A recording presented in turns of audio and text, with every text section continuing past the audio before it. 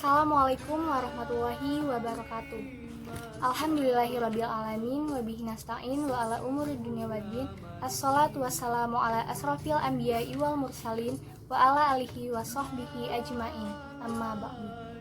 Saya Nova Anissa, NPM 1911040431 dari kelas 2F, Prodi Pendidikan Bahasa Inggris, Fakultas Tarbiyah dan Keguruan, Universitas Islam Negeri Raden Intan Lampung.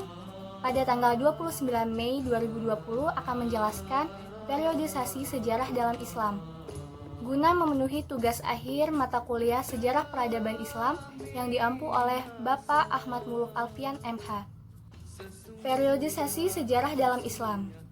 Sejarah Islam adalah berbagai peristiwa atau kejadian yang benar-benar terjadi yang mencakup perkembangan dan pertumbuhan agama Islam dalam berbagai aspek.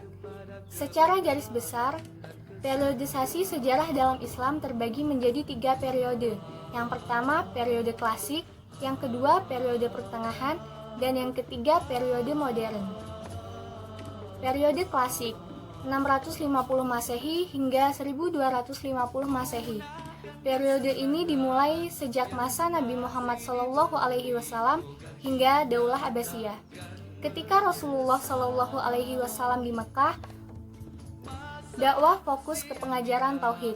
Setelah beliau hijrah ke Madinah, Rasulullah membina masyarakat dengan membangun tauhid. Masyarakat Madinah lebih demokratis dibandingkan masyarakat Mekah. Hal ini ditunjukkan dengan adanya Piagam Madinah. Setelah Rasulullah SAW wafat, tonggak kepemimpinan dilanjutkan oleh Khulafaur Rasyidin. Lalu Bani Umayyah berdiri pada tahun 661 Masehi di Damaskus, sedangkan Daulah Abbasiyah berdiri setelah memenangkan peperangan melawan Daulah Umayyah. Dalam analisis Harun Nasution, periode klasik ini dibagi menjadi 2 masa, yakni masa kemajuan Islam 1 dan juga masa disintegrasi yang meliputi masa ekspansi, integrasi, dan kekuasaan Islam. Yang kedua yakni periode pertengahan 1250 Masehi hingga 1800 Masehi. Pada periode ini terjadi 3 masa, yakni masa disintegrasi, ekspansi bangsa Mongol, dan juga berdirinya kerajaan besar Islam. Kerajaan besar Islam itu diantaranya yakni kerajaan Mughal di India, kerajaan Safawi di Persia, dan kerajaan Utsmani di Turki. Yang selanjutnya yakni periode modern 1900 Masehi sampai sekarang. Pada periode ini terdapat 2 masa, yakni masa kemunduran Islam dan masa kebangkitan Islam. Masa kemunduran Islam ditandai dengan runtuhnya 3 kerajaan besar Islam kecuali Turki, jatuhnya semua wilayah-wilayah kerajaan Bani Umayyah ke imperialisme barat, dan juga kemajuan yang pesat baik mekanis maupun teknologis Eropa Barat. Sedangkan masa kebangkitan Islam, setelah berakhirnya Perang Dunia Kedua, dunia Islam bangkit kembali dan beberapa negara Islam memerdekakan diri. Menurut sejarah, awal kebangkitan Islam ialah ketika Napoleon Bonaparte beserta pasukannya mendarat di lembah Sungai Nil pada abad ke-18. Peristiwa itu menjadi awal dunia Islam mengenal modernitas.